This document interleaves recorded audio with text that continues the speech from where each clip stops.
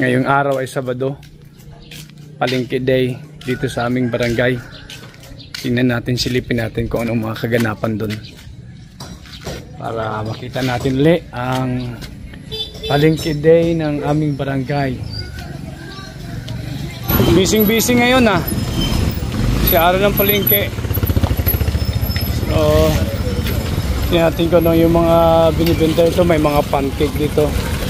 Masarap yung pancake nila. Sama to, binayan niyo salad. Dong? Nag-cheese. Masarap yan. Bakal ko na ini. Mamaya. So, pintahan ng watermelon. Pakwan. Ito maganda din mo. Mayroong meriendahan dito. Ito araw-araw meron dito. Kahit hindi araw ng palengke. So, pasok tayo sa loob para makita natin kung anong mga kaganapan ulit sa loob. Baka kahit papano umiba na dahil nga nasunog yung main market.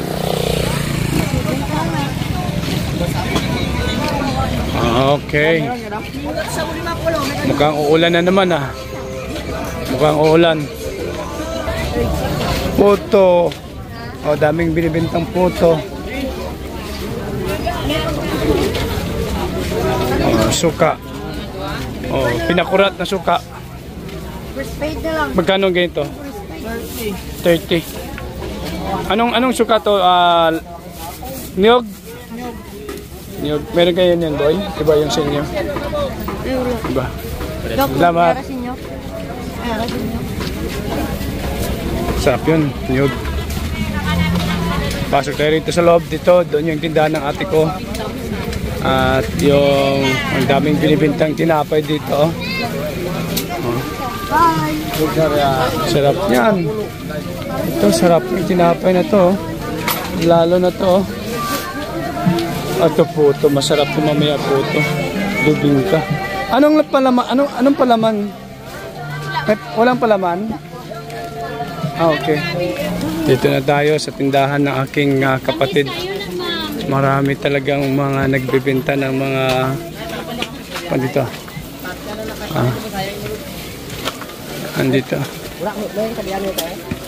sa nanay. So si nanay tumutulong sa kanila. Yun. Expert si nanay pagdating sa sari-sari stores. Kasi yung original na may-ari nitong tindahan na to si nanay. Pero dahil hindi niya na kayang i-manage, kaya nag-take over yung aking ate. So ang pinapamanage ng aking ate ay yung kanyang anak na si Rachel at ang kanyang son-in-law na si Christian. Ayun. Yan. Punta tayo doon, dito banda. Ito yung dried fish. Tuyo. Bulad ang tawag niyan sa amin. Tingnan natin yung bulad. Yan. Ganda ko, sarap yan. Prito. Pritong bulad. Gulayan. Ito, sapsap. Tawag ito sa amin, sapsap. Masarap yan, Okay. So, talagang busy daw sila kanina dito. Kaya, medyo busy kami kanina. Maraming customer. Siko lang ito. So, dito muna ako tambay-tambay sa kanila. Kasi mukhang uulan na naman. So, tindero.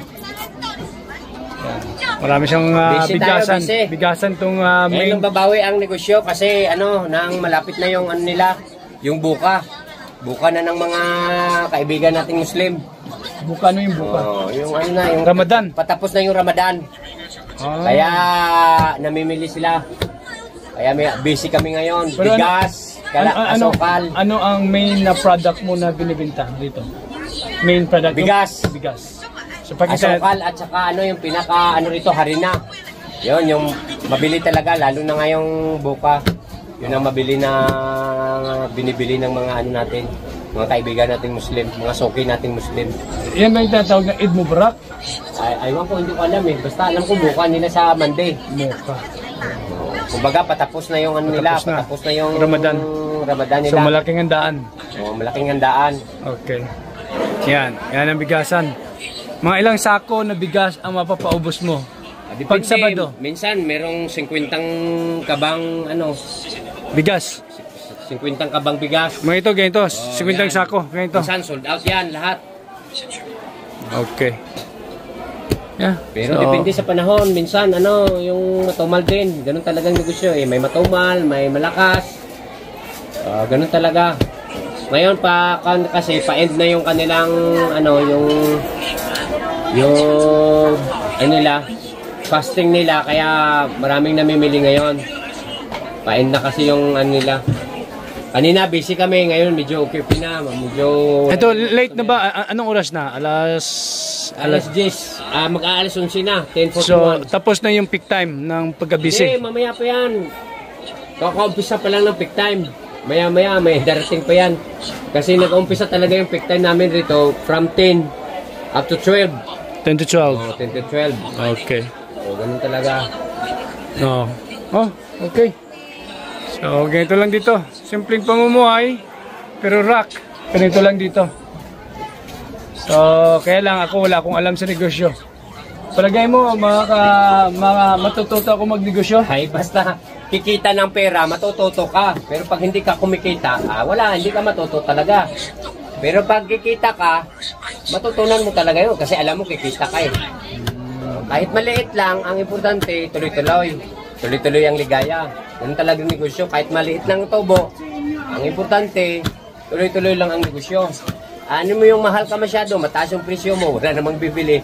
Yung matumal, wala rin. Kaya dito sa amin, dito sa lugar namin, mas rito, kahit na ito medyo sa dulo na, no? Yung sa dulo na yung village namin. Pero rito, mas mura ang mga bilihin rito kaysa ikumpara mo doon sa talagang sa town. Kaya dinadayo to. Kaya dito talaga maraming namimili. Okay. Kasi dito sa amin, pamurahan. Hindi pamahalan, hindi pataasan ng presyo, pababaan talaga ng presyo. Kahit kunti lang, basta importante may Tuloy-tuloy. may kunting tubo at saka tuloy-tuloy. Yun ang mahalaga. Okay. So, anong advice sa akin pag gusto ko mag-start ng business? Pag mag-start ka ng business talaga, mag-umpisa ka sa maliit lang. Kasi unang-una, wala kang experience. Siyempre, kailangan mo yung mga liit na kapital para at least makabisado mo yung negosyo. Kasi mahirap na pagka nagsisimula ka pa lang, mag-invest ka kagad ng malaki, hindi mo alam kung paano patatakbuhin yung negosyo mo.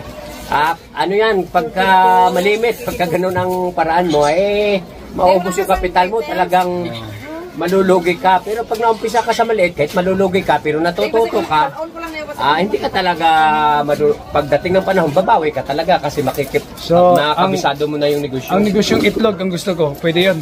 Itlog lang, itlog.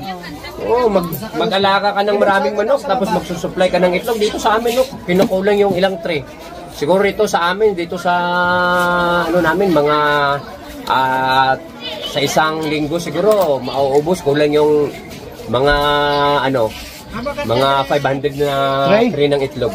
500 tray na itlog sa isang linggo.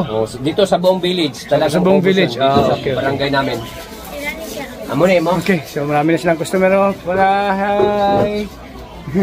Ay kayo sa vlog. Mga kaibigan, vlog to. Hi! Pilang Cloud9 Gang? Mga kanyan, sa paligid yan sila nakatira dito sa aming mga farm area. So bumababa sila rito para mamalingke na mga needs nila, bigas, asin, asukal, mantika. Tuwing Sabado yan, nagsisipagbabaan yan sila rito sa aming barangay. Yan. Kasi yung maraming mga sityo yan sa aming barangay. So ilang sityo ang ating barangay? Siguro mga mahigit 30. So, dito sa aming barangay, merong almost 30 sityo. Mahigit 30 na sityo. Alam nyo, hindi ko alam kung meron kayo sa inyo yan kasi sa mga barangay na nasa probinsya, mayroong mga sityo. Dito sa munisipyo namin ng Alamada, ito yung pinakamalaking ito ang pinakamalaking barangay. Ito? At saka ito yung pinakadulo rin. Kaya rito, wala nang ibang pamimilihan yung mga tao rito. Kung bibili mo sila, bababa sila dito talaga sa amin. Kasi bukod dito kasi sa barangay namin, wala nang ibang barangay. Ito yung pinakadulo. Kaya dito lahat pumupunta. Yung mga sityo namin, sityo ng barangay namin, dito talaga bababa at dito mamimili. Kasi wala nang ibang barangay na mas malapit pa rito. Yung mga sityo dito lahat. O kaya mahigit 30 na sityo ito, malaking population ito, mahigit siguro, aywan ko lang ngayon, siguro mga ang population namin siguro ngayon, di nabababa sa 40,000 ang population ng ano. 40,000? O yun, ganun. 30,000 mahigit na siguro ang population ng Dado. Pwede na tayo paano ang business pala ng bigasan. So mas malaki pala yung bigasan niya rito. Yung pinaka-main business talaga namin bigasan kasi nagsimula kami talaga sa bigasan. Kumbaga dati maliit lang to, kunti-kunti lang, yung mga tag-5 sako lang, 5 kaban. Eh dumating yung panahon, medyo sinwerte tayo. Awa ng Diyos, ayun. Ito yung nakapagpatapos ng Seaman. Ito yung nagpapatapos sa mga. Yung anak niya, Seaman. So nasa laot ngayon, nasa laot. Tsaka yung anak niya, Yung isa nag-aaral pa. Nag-aaral pa ng dentistry. So, it's all from here ang sinusupport. So, kaya yung mga ganitong business, pag alam mong patakbuhin, talagang makakasupport ka sa pagpapaaral ng mga anak. 2 lang yung anak ng kuya ko. So, yan. At saka kailangan pag nagdidegosyo ka, dapat wala kang bisyo. Kasi pagka nagsusugal ka, umiinom ka, kung ano-ano mga bisyo, at talagang kahit gaano kalaki yung negosyo mo, mauubos din yun. Malulugi ka rin kasi may bisyo. Pero pagka walang bisyo lang, hindi ka umiinom, diba? Hindi ka ng babae, hindi ka nagsusugal. No? Talagang, kumbaga, focus ka lang sa business at saka ang importante at malaga talaga, yung maglingkod ka sa Diyos, yun yung malaga. Kasi bahala na ang Panginoon na tutulong sa business mo kasi kahit anong sikap mo, pag wala pa rin yung tulong ng Panginoon talaga, wala ka rin magagawa. Kaya ganun talaga, inuuna pa rin talaga ang Panginoon. So good tip. Good tip. Okay. So may idea na tayo sa business na kailangan pala mag-start sa kunting business muna saka palaguin o palakihin. Alright, so learn from the businessman. My kuya. Ito yung mga customer nila, oh. Mabibili ng bigas. Oh, yan. Barato naman eh, oh. Ina, ito. Ganda, 25 kilos. Yan mo, 160, malam mo. Madre ka na eh. 1,130 lang bigay ko dyan. 25 kilos.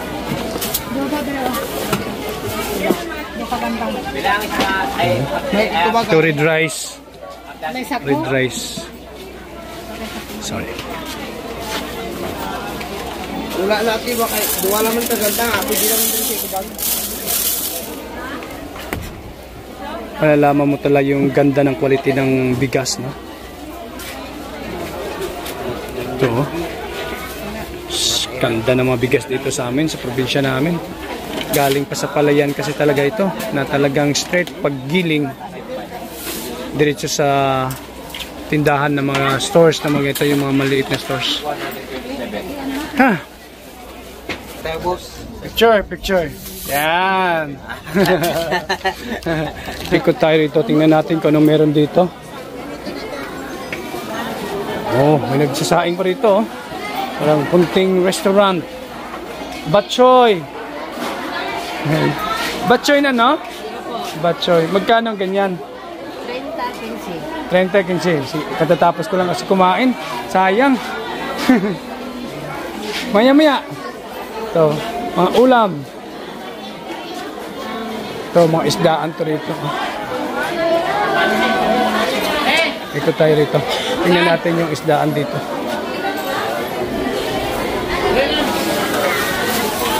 Ito, gaganda ng mga dried fish.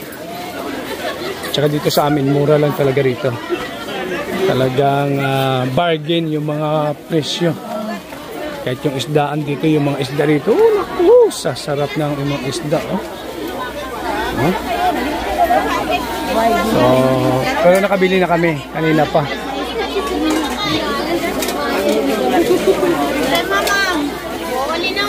Yan.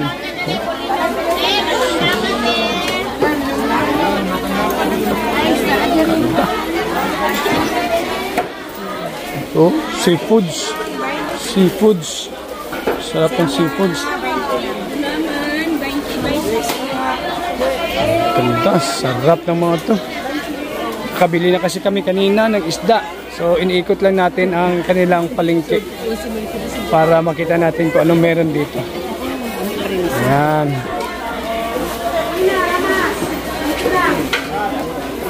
Say hi!